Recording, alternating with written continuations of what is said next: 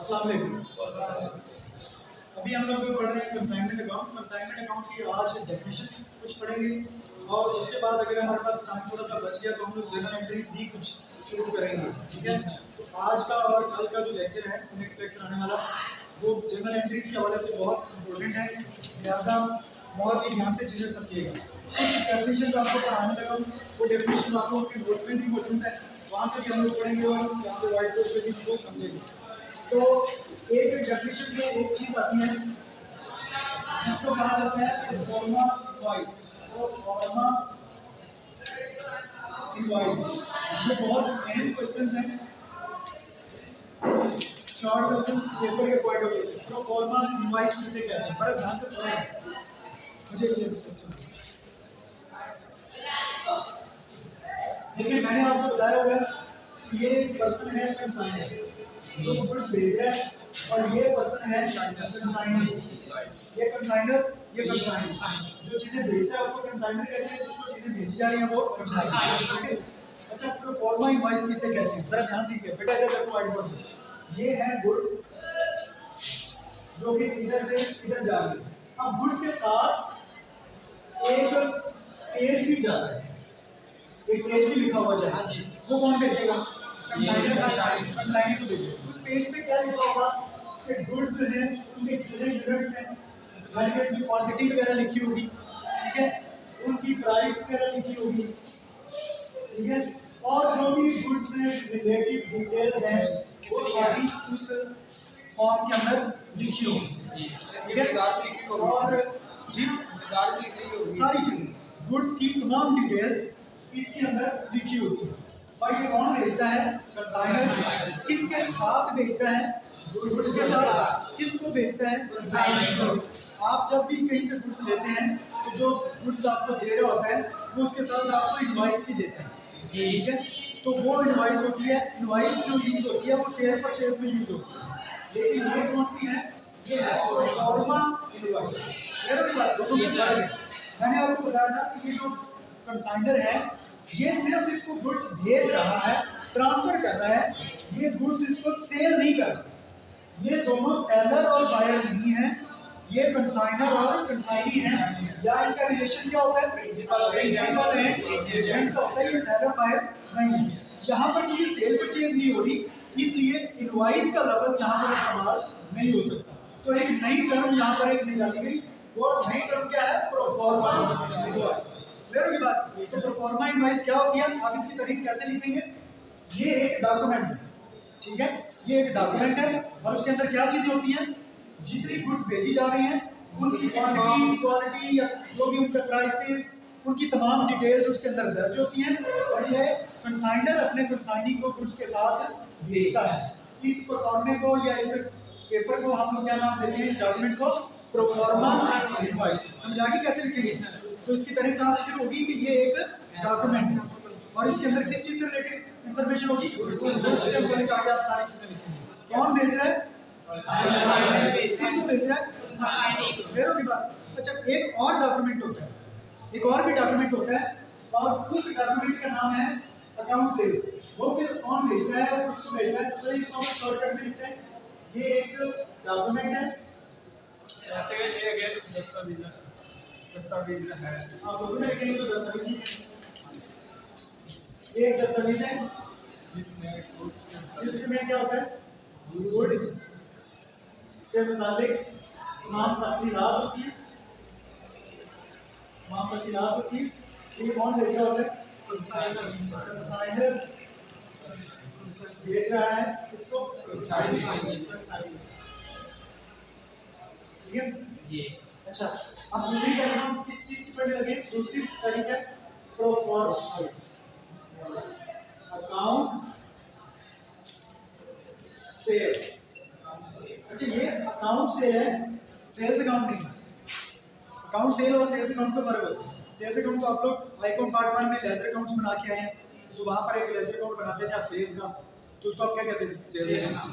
वो sales account होता है, सेल्स अकाउंट, फर्नीचर अकाउंट वगैरह वगैरह, वहां तो काफी सारे अकाउंट बना के हैं। लेकिन ये उल्टा है, इसमें अकाउंट का लफ्ज पहले है और सेल का लफ्ज बाद में है। ये है अकाउंट सेल, ठीक है। तो पेपर में जब तारीफ आए तो आपने ध्यान से देखना है कि कौन सी तारीख पूछी जा रही है, सेल्स अकाउंट की पूछी जा रही है या अकाउंट सेल की पूछी जा रही है।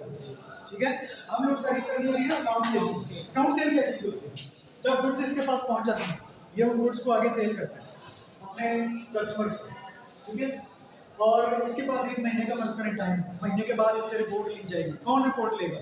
कंसाइनी देगा। कौन रिपोर्ट पे पेश करेगा? कंसाइनी को रिपोर्ट प्रिपेयर करके बनाता है और ये किसको भेज देती है? उसके अंदर क्या चीज है? अब ये एक और डॉक्यूमेंट है, ये भी एक डॉक्यूमेंट है। अब ये एक डॉक्यूमेंट है, ये कौन भेजता है? कंसाइनी भेजता है अपनी। ये एक ऐसा डॉक्यूमेंट है जो कि कंसाइनी अपने कंसाइनर को भेजता है। इसमें क्या चीजें दर्ज होती है? इसमें ये बताता है कि मैंने सेल्स कितनी की, मैंने चीजें कितने की बेची, मेरे पास बाकी स्टॉक, क्लोजिंग स्टॉक जिसे आप कहते हैं, वो कितना रह गया, और उसमें बताएगा कि मेरा कमीशन मेरा कितना बनता है, और इसमें बताएगा कि मैंने इसके ऊपर कितने खर्चे किए, वो एक्सपेंसेस जो इसने किए हैं। इसने भी तो कोई खर्चे किए होंगे, हो सकता है इसको गोदाम किराए पे लेना पड़ा, तो गोदाम का किराया हो सकता है, ठीक है, आगे इसमें ट्रांसपोर्ट का खर्चा हो सकता है, जो इसमें चीज़ें रिसीव करके गोदाम तक लेके गए, तो उसका किराया वगैरह हो सकता है, बिजली के बिल वगैरह हो सकता है, कुछ और चीज़ें ऐसी हो सकती हैं, कुछ खर्चे हो सकते हैं। अच्छा, ये ना खर्चे जितने भी करेगा ना, ये कंसाइनी जितने भी खर्चे करेगा, वो इसने लेने हैं। किससे लेने हैं? क्यों? क्योंकि चीज़ें इसकी थोड़ी, वो तो सिर्फ इसके बाप को बेच रहा है, ठीक है, उनको बेचने में जितना खर्चा होगा वो सारे खर्चे ये खुद नहीं देगा, ये किसकी पॉकेट से जाएंगे? एक दफा ये खर्चा पे कर देगा, यानी कि जिस वो ट्रक या गाड़ी में रखी चीजें अड्डे से लेके वो या रेलवे स्टेशन से लेके या सी पोर्ट से लेके वो गोदाम तक लेके जाता है, किराया एक दफा तो अपनी जेब से पे करेगा, लेकिन बाद में वो वसूल करेगा ये खर्चा। ये किससे वसूल करेगा? और उन खर्चों की डिटेल इस डॉक्यूमेंट के अंदर लिख के भेजेगा, अकाउंट सेल में ये लिख के भेजेगा कि मेरा खर्चा इसके ऊपर इतना इतना आओ, वो भी मुझे दो, ठीक है। तो ये सेल्स कितनी हुई, स्टॉक में कितना पड़ा हुआ, मेरा कमीशन कितना बनता है, मेरा खर्चा कितना हुआ है, वगैरह वगैरह, और मैं कितने पैसे आपको भेज रहा हूँ, ठीक है, वो भी सारे इसके अंदर, वो सारी डिटेल इसमें लिख के वो डॉक्यूमेंट भेज देगा महीने के एंड पे या साल के एंड पे या 6 महीने के एंड पे, जो भी इनके दरमियान आपस में तयशुदा टाइम पीरियड है, उस टाइम पीरियड के बाद ये वो डॉक्यूमेंट लिख के इसको भेजेगा। उस डॉक्यूमेंट का नाम होता है क्लियर होगी बात? ये दो किस्म के डॉक्यूमेंट हैं, एक डॉक्यूमेंट कंसाइनर अपने कंसाइनी को भेज रहा है और एक डॉक्यूमेंट कंसाइनी अपने कंसाइनर को भेज रहा है। जो कंसाइनर से कंसाइनी की तरफ जाता है वो कहलाता है प्रो फॉर्मा इनवॉइस, ठीक है, और जो डॉक्यूमेंट कंसाइनी की तरफ से कंसाइनर को जाता है उसको कहा जाता है। ये दो किस्म के डॉक्यूमेंट्स हैं, क्लियर होगी बात? समझ आ गई? मजीद इसको एक्सप्लेन करने की जरूरत तो नहीं है। अच्छा, अब हम लोग एक और डेफिनेशन करते हैं। एक और डेफिनेशन है कमीशन किसे कहते हैं? कमीशन तो सबको पता है, कमीशन किसे कहते हैं? कमीशन हमेशा ये एक कह लें कि पेमेंट है अगेंस्ट सर्विसेज। कमीशन जो होता है ये एक तरह की पेमेंट होती है, अदायगी होती है, लेकिन किस चीज़ के अगेंस्ट? सर्विसेज। जब आप किसी से सर्विसेज लेते हैं तो उसको आप कमीशन देते हैं, ठीक है। जैसा कि आप लोगों का ये जो एजेंट्स हैं, जैसे कि प्रॉपर्टी एजेंट है, ठीक है, या किसी भी किस्म के जो एजेंट्स आते हैं, ठीक है, कमीशन एजेंट्स उनको हम लोग, तो वो जो बदले में हम उनको सर्विस, उनकी सर्विसेज के बदले में हम उनको जो पेमेंट करते हैं उसको क्या कहते हैं? कमीशन। क्लियर होगा? फिर यहाँ पर हम लोग कमीशन की कुछ टाइप्स पढ़ेंगे, कुछ कमीशन आएंगे। जैसे यहाँ पर ये जो कंसाइनी है ये सर्विसेज दे रहा है, किसको सर्विसेज दे रहा है? तो कंसाइनर उसको जो पेमेंट करेगा वो सैलरी नहीं होगी, तनख्वाह क्या होती है? वो तो एक फिक्स अमाउंट होती है, ठीक है, और वो एक पर्टिकुलर टाइम पीरियड के बाद दी जाती है। उसके लिए पहले से एक वायदा होता है कि दोनों पार्टियां आपस में करती हैं, इस तरह की टर्म्स एंड कंडीशंस होती हैं, वो सैलरी होती है। लेकिन यहाँ पर सैलरी की बात नहीं होती, यहाँ पर जो मुआवजा दिया जाएगा, जो कंपनसेशन दी जाएगी वो क्या होगी? कमीशन, इसकी सर्विसेज के अगेंस्ट। तो इसकी डेफिनेशन कंसाइनमेंट के पॉइंट ऑफ व्यू से इसकी डेफिनेशन क्या बनेगी कमीशन की?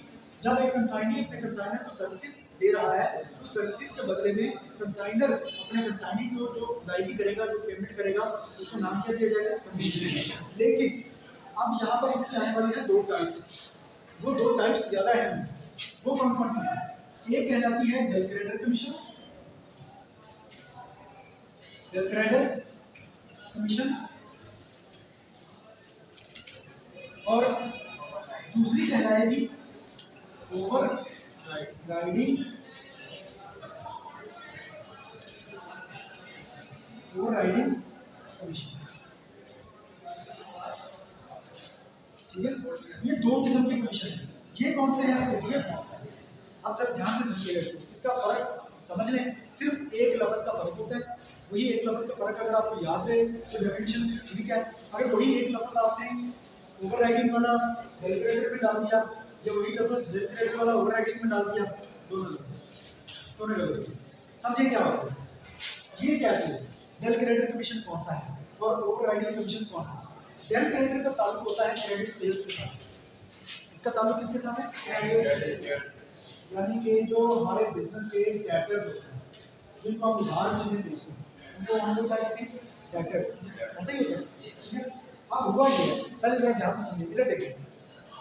ये जो कंसाइनर है जी, ये इसको चीजें भेजी, इसमें आगे बेचनी चाहिए, ये इसके कस्टमर्स हैं।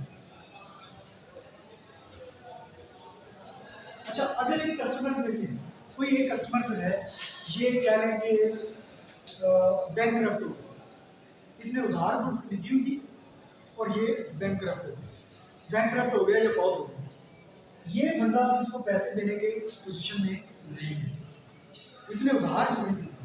अब ये जो पैसे इससे लेने थे, इसकी बैंकक्रप्सी की वजह से वो डिक्लेयर कर दिए थे बैड डेट्स, उनको बैड डेट्स डिक्लेयर कर दिए गए। अमाउंट भी हम कोई अमाउंट भी फर्ज करेंगे, इसके पास अमाउंट की हमने जो लेने थे वो कितने हैं? 5000। वो 5000 पे अब क्या हो गए हैं? मतलब अब वो वापस नहीं मिले। अब ये एक किस्म का लॉस है, ये एक किस्म का नुकसान है। बेटा ध्यान से बात सुनिए। अब ये नुकसान जो हुआ है, ये किसके खाते में पड़ेगा? ये कंसाइनर क्लियर करेगा या कंसाइनर के खाते में पड़ेगा? ये बैड डेट का लॉस किसके खाते में पड़ेगा? कंसाइनर, क्योंकि सारी जिम्मेदारी कंसाइनर पे आएगी। वजह क्या है? रीजन क्या है? इन दोनों के दरमियान जो रिलेशनशिप है वो क्या है? एजेंट जो कुछ भी करेगा उसका नफा या नुकसान का जिम्मेदार उसका मालिक होगा, ठीक है। ये एजेंसी लॉ है, ये कानून है। तो ये जितना नुकसान हो रहा है इसको बर्दाश्त करना पड़ेगा, कंसाइनर के खाते में पड़ेगा। अच्छा, फर्ज करो कि ये जो कंसाइनी है, ये सॉरी जो कंसाइनर है, ये अपने कंसाइनी को कहते हैं आपके इलाके के लोग जिनको आप चीज़ें बेच रहे हैं, आप उनको अच्छी तरह जानते हो।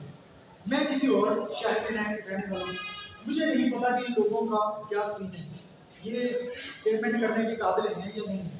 आप इनको चीज़ें बेच रहे हो, तो ये जो बैड डेट्स का प्रॉब्लम है ना, ये आप अपने जिम्मे लेते हैं।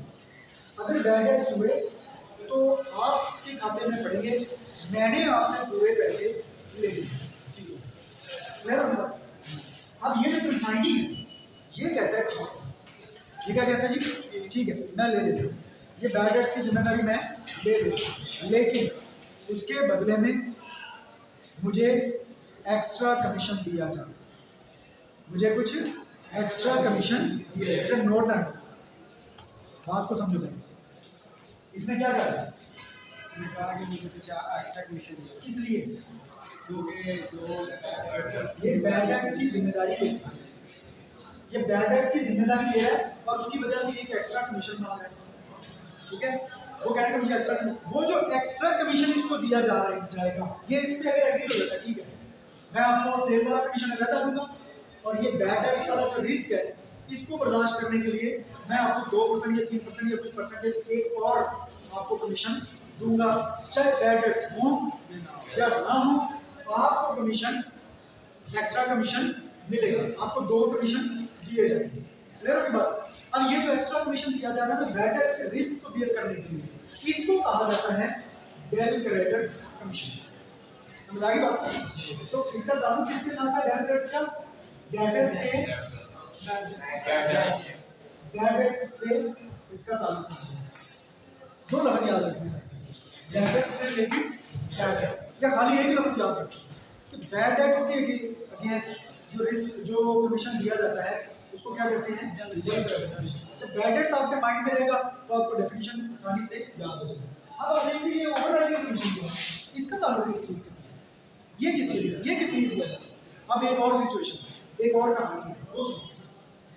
ये जो है ना कंसाइनर, ये अपने कंसाइनर से कहता है यार मैंने एक और प्रोडक्ट बनाई है, मैंने एक और नई प्रोडक्ट बनाई है, मैं चाहता हूँ कि वो प्रोडक्ट भी आपके जो एरिया है, जो आपका सिटी है या जो आपकी मार्केट है उसमें लॉन्च करें, नई प्रोडक्ट उधर लॉन्च करें।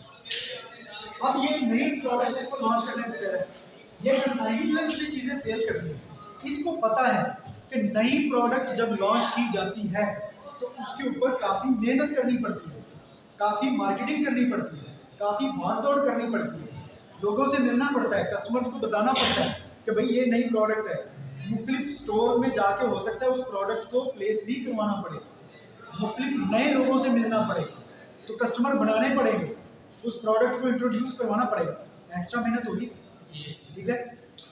तो ये क्या कहेगा, ये बहुत लालची बनता है, ये कहेगा कि भाई नई प्रोडक्ट आपकी लॉन्च करूंगा उसके लिए मुझे एक्स्ट्रा मेहनत करनी पड़ेगी, तो एक्स्ट्रा मेहनत के लिए मैं एक और कमीशन दूंगा, एक एक्स्ट्रा कमीशन और दो, उसके लिए अलग से कमीशन दूंगा, ठीक है। तो मैं आपको नई प्रोडक्ट जो है वो लॉन्च कर दूंगा मार्केट में। ये अगर इस चीज़ पे एग्री हो जाता है, ठीक है, मैं आपको एक और कमीशन देता हूँ, और ये कमीशन किस लिए दिया जा रहा है?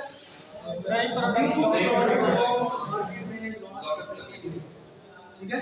अच्छा ये भी हो सकता है प्रोडक्ट पुरानी हो लेकिन उस मार्केट में मौजूद नहीं थी, ठीक है, प्रोडक्ट पहले से सेल हो रही है लेकिन वो इसकी सिटी में हो रही है लेकिन इसके सिटी में नहीं, तो बात तो वही है कि उस वो प्रोडक्ट उस मार्केट के लिए तो नहीं है, उस मार्केट के लिए तो नई प्रोडक्ट है। तो जब नई प्रोडक्ट किसी नई मार्केट में लॉन्च की जाती है तो उसके लिए जो एक्स्ट्रा कमीशन कंसाइनी को दिया जाता है उसको कहा जाता है ओवरराइडिंग कमीशन। इसके लिए क्या मतलब याद रखेंगे? New product. क्लियर होगी बात? जी सर, समझ आ गई सारी? अच्छा यहाँ तक जो हमने चीजें पढ़ ली हैं इनको हम एक दफा फिर से देख लें, जो आपके नोट्स वगैरह हैं वहाँ से भी हम लोग इसको डिस्कस कर लें ताकि आपको घर में याद करने में प्रॉब्लम ना हो। जो भी अगर कोई मुश्किल लफ्ज़ आता है इसमें जो आपको नहीं समझ आता हम यहीं पे इसको कवर कर लेंगे। कंसाइनमेंट बताएंगे कहाँ से शुरू हो रहे हैं आपको नोट्स में? Page number 22। जी बिल्कुल, यहाँ पर सर देखें एक तो हमने पहले प्रोफॉर्मा इनवॉइस कहाँ लिखी है? 13 नंबर पे लिखिए, 13 नंबर पे 13 लिखी हुई है, डेफिनेशन नंबर 13 मिल गई, पेज नंबर 23 पे पढ़े इसको। अच्छा इसमें लिखा हुआ है प्रोफॉर्मा इनवॉइस से मुराद एक ऐसी स्टेटमेंट या गोशवारा होता है जो माल का मालिक यानी कंसाइनर माल भेजते वक्त अपने नुमाइंदा यानी कंसाइनी को भेजता है। वही बात हमने की थी, ये कंसाइनर अपने कंसाइनी को भेजता है माल के साथ, ठीक है, जिसमें मुतल्लिका माल की तफसील यानी मिकदार, क्वालिटी, कीमत और इस पर बर्दाश्त किए जाने वाले अखराजात की तफसील दर्ज होती है। ये चीज़ें जो भेजी जा रही हैं ये उनकी तफसील है, ठीक है। अच्छा अब जरा देखें अकाउंट सेल का लिखा है what is account cell? Okay, account cell से मुराद एक ऐसी स्टेटमेंट या गोशवारा होता है जो वक्तन फवक्तन कंसाइनी अपने मालिक यानी कंसाइनर को भेजता है। समझ आ गई? ये कौन भेज रहा है? कंसाइनी अपने मालिक यानी कंसाइनर को भेजता है। अच्छा इसमें क्या दर्ज करता है? जिसमें आमतौर पर फरोख्त शुदा माल की तफसील यानी कि कितना बिका है और इसकी फरोख्त से जो कीमत वसूल हुई यानी कि कितने पैसे वसूल हुए और इसकी फरोख्त होने वाले अखराजात और कंसाइनी को कुल फरोख्त होने पर मिलने वाला कमीशन काटने के बाद जो रकम बनती है लिखी जाती है। ये सारी चीजें आगे इसमें ये सारी ये वक्तन को वक्तन भेजता रहता है, 15 दिन बाद महीने बाद ये चीजें भेजता रहता है, इतनी बिकनी है, इतनी रह गई, इतना मेरा कमीशन बना वगैरह। ओके अकाउंट सेल भी हो गया। अब जरा देखिए कि वेल्थ रेटेड कमीशन क्या है। नंबर 11 देखिए, डेल क्रेडिट कमीशन किसे कहते हैं? डेल क्रेडिट कमीशन से मुराद ऐसा कमीशन जो आम कमीशन के अलावा यानी कि सिंपल कमीशन अलग है, सेल वाला कमीशन अलग है और ये डेल क्रेडिट इसके अलावा एडिशनल है, ठीक है। जो आम कमीशन के अलावा इस सूरत में दिया जाता है जब कंसाइनी इस बात की जमानत दे कि जितना माल इसने उधार फरोख्त किया है, वो डेटर वाली बात आ गई, तो जो चीज़ें उसने उधार बेची हैं इसकी वसूली की जिम्मेदारी कंसाइनी की होगी। ठीक है, अगर ग्राहक इसकी अदायगी से इनकार कर दे, ये कस्टमर, ये छोटा है कस्टमर, अगर ये इनकार कर दे, पैसे ना दे, तो क्या होगा? इनकार कर दे तो कंसाइनी वो रकम अपने पास से अदा करेगा। ये अगर पैसे नहीं देता तो जो क्रेडिट्स हो गए, तो वो पैसे असल में कौन देगा? कंसाइनी कंसाइनी को देने ही देने पैसे। ठीक है, अच्छा, ये भी आम कमीशन की तरह से मुकर्रर करदा शरह से दिया जाता है। मुकर्रर करदा शरह से मुराद है परसेंटेज फिक्स की जाती है, 2%, 3%, 5%, 10%, कुछ परसेंटेज इसकी शरह जो है वो फिक्स की जाती है। क्लियर होगी बात, समझ आ गई? अच्छा, उसके बाद है ओवर राइडिंग कमीशन। ये काम 12 नंबर पे 12 पे देखिए, ओवर राइडिंग कमीशन से मुराद ऐसा कमीशन या मुआवजा होता है जो कंसाइनर की तरफ से कंसाइनी को नई अशिया मार्केट में मौसर अंदाज में मुतारफ करवाने और फरोख्त को बढ़ाने पर दिया जाता है। नई प्रोडक्ट मुतारफ करवाने के लिए और उसकी सेल को बढ़ाने के लिए दिया जाता है, और ये भी आम कमीशन से अलग से दिया जाता है, और इसकी भी परसेंटेज तय की जाती है। ठीक है, ये इस तरह चलता है। ओके, समझ आ गई? ये थे आपके बेसिक जो चीज़ें हैं, बेसिक्स जो हैं कंसाइनमेंट की, वो हमारी आज पूरी हो गई है। कल का हम लोग इंशाल्लाह ताला लेक्चर का पूरा लेक्चर लगाएंगे जर्नल एंट्री पे। कल कोई बंदा छुट्टी ना करे, और अगर कर ले तो जाहिर बात है वीडियो देखनी पड़ेगी उसको। तो कल बहुत ही अहम टॉपिक हम लोग डिस्कस करने जा रहे हैं जिससे हमारे न्यूमेरिकल शुरू होते हैं। ठीक है, तो कल इंशाल्लाह मिलते हैं कंसाइनमेंट के जर्नल एंट्रीज के साथ।